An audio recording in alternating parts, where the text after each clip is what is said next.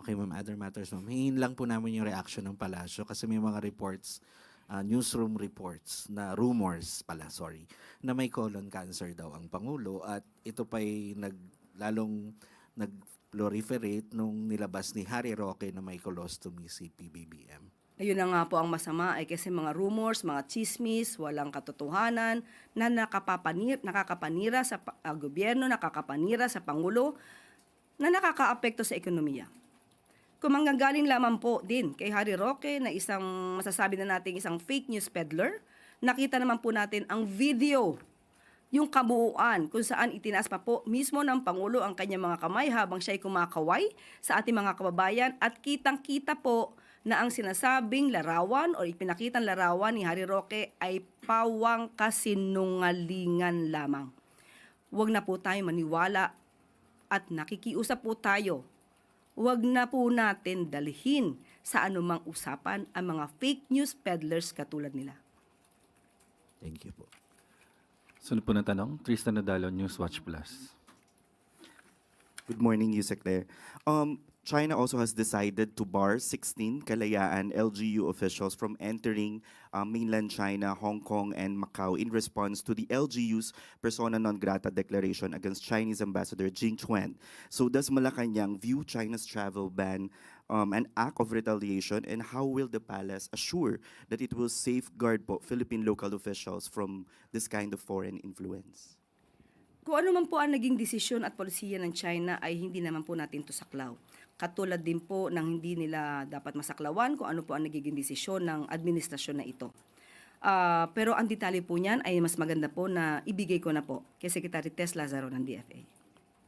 On another topic lang po, Vice President Sara Duterte said she is no longer talking to senators sinabi niya po ito sa isang ambush interview sa Zamboanga because those who talk or help her are allegedly targeted by the administration. To quote, kapag merong kumakausap o tumutulong sa akin, binabanatan ng administrasyon, pinafailan ng kaso, tinithreaten at hinaharas. How does Malacanang respond to this allegation? It's another story telling a lie.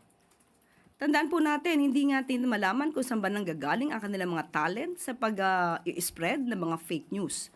Nauna na po nagpakalat ng fake news ang Vice Presidente patungkol sa di umanong pagkaing baboy lamang ang 20 pesos na bigas na ipapamigay or rather ibibigay at ibibenta sa mas murang halaga ng Pangulo through Kadiwa Centers. Nandyan din po yung fake police blotter, altered police blotter mula sa Beverly Hills. Nandyan din po yung mga fake videos. Hindi isa, kundi dalawa, laban sa Pangulo at sa ating unang ginang. Lahat ng yan ay fake. So, sino ba talaga ang may kakayanan na gumawa ng karahasan? Sino ba ang nagbabanta ng buhay? So, sa ganyang mga statement, just tell it to the Marines. Follow-up question from Julie Bay sa One Page. Yusek, balikan ko lang po yung China. Si retired Supreme Court Senior Associate Justice Antonio Carpio, sinabi po niya na the Philippines should consider filing another arbitration case against China para daw po i-assert yung claims natin. Pero this time, sa International Court of Justice. Kasi doon daw po, tatanungin nila yung China kung papayag ba sila to submit themselves to arbitration. Kino-consider or pinag-aaralan po ba ng palasyo yung filing of another arbitration case? Yung ganyan pong suhestyon ay hindi pa rin po na ipaparating sa atin kung ano ang opinyon at ano po yung magiging take ng ating pamahalaan. Pero ipapaabot ko po yan, lalo-lalo na po sa DFA. Sunod po na katanungan, Ann Soberano, Bombo Radyo. Yusek, good morning.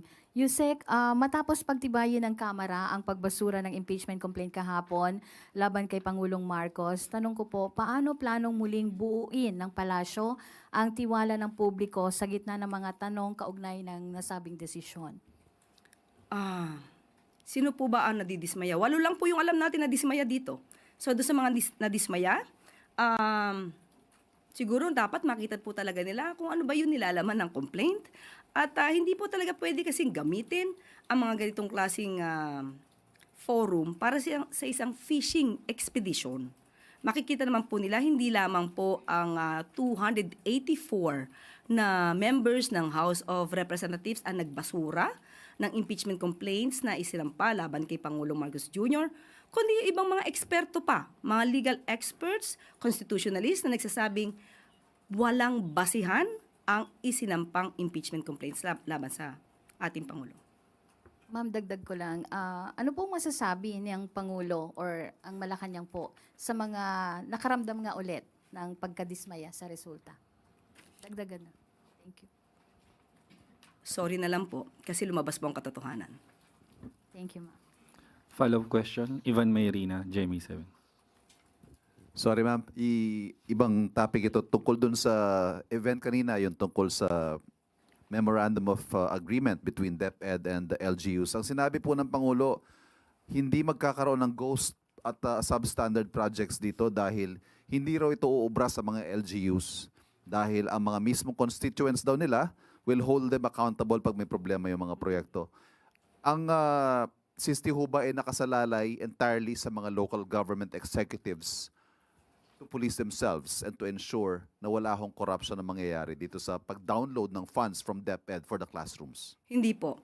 Binanggit po yan ng Pangulo para bilang babala sa mga namumuno sa LGU na kahit kayo ay binigyan ng karapatan at binigyan kayo ng budget at kayo yung merong say sa procurement or mag-decide sa procurement, hindi ibig sabihin na kayo lang ang maaaring tumingin dyan. Ito po ay programa po ng DepEd at ng LGU. So nakatingin pa rin po ang Pangulo patungkol po dyan. That question comes from certain observations na parang nilipat lang yung corruption from the national to the local. Huwag naman korupsyon agad. Kaya nga po natin nililinis ito dahil para unang-una matugunan ang kakulangan sa silid-paaralan and at the same time mapabilis, pero hindi po ibig sabihin nito na ililipat ang korupsyon dahil ayaw po ng Pangulo ng korupsyon. On the situation with China, ang position po ng Pangulo firm but diplomatic. Ito ho hindi nagbabago. Pero kapansin-pansin po na ang style o ang yung nagiging stance nitong bagong Chinese ambassador para medyo mas palaban. Given that, hindi ho ba rin tayo mag-a-adjust? I mean, are there going to be tweaks to be made dito ho sa ating diplomatic approach with the new ambassador? Hindi po kasi natin masasabi na ang pagiging palaban ay siyang magiging magandang solusyon para maayos kung ano man ang sigalot sa bansang China. So kung sila man ay palaban, meron naman po tayong paraan na legal, diplomatic, na pwedeng makapag-ayos ng anumang issue. Salamat po. Follow-up question, Kat Domingo, ABS-CBN. Undersecretary, when does the Philippines draw the line on when it will take offense against what the new Chinese ambassador and other Chinese embassy officials have been saying against its own elected officials here in the country? I cannot say anything categorically about that. I will just leave the question to the FA. Para po sa huling katanungan, Rafi Ayeng, Daily Tribune. Balikan ko lang yung corruption. Palace reaction na lang po sa improved standing ng Philippines sa Corruption Perception Index. From 114, 120 na po tayo out of 182 countries. Expected po yan dahil binuksan po ng Pangulo ang issue tungkol sa korupsyon. So, kung binuksan ng Pangulo ang korupsyon, magkakaroon ng pag-iimbestiga at ito po ang ninais ng Pangulo, maimbestigahan. So, nagkaroon ng imbestiga na open ang mga natatago noon. Kaya nililinis po ng Pangulo ang nangyari noong nakaraan. Lahat ng dumi noong nakaraan, nililinis ngayon.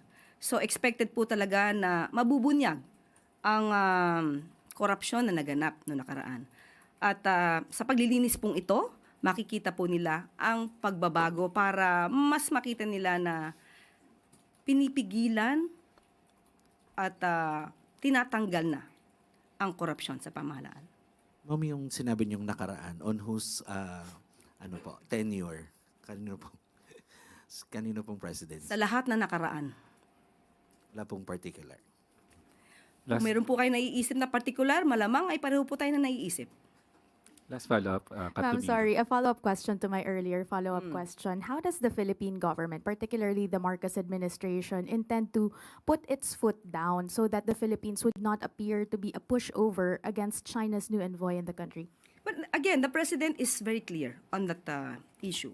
The president says that we have a firm stance on our position with regard to our rights and interests over our own territory and over the West Philippine Sea. So, I will just, again, the details will be given by Secretary Tess Lazaro. I will not make any other or rather further comment on that. Okay na po. Yun na po ang huling katanungan, Yusek. Maraming salamat.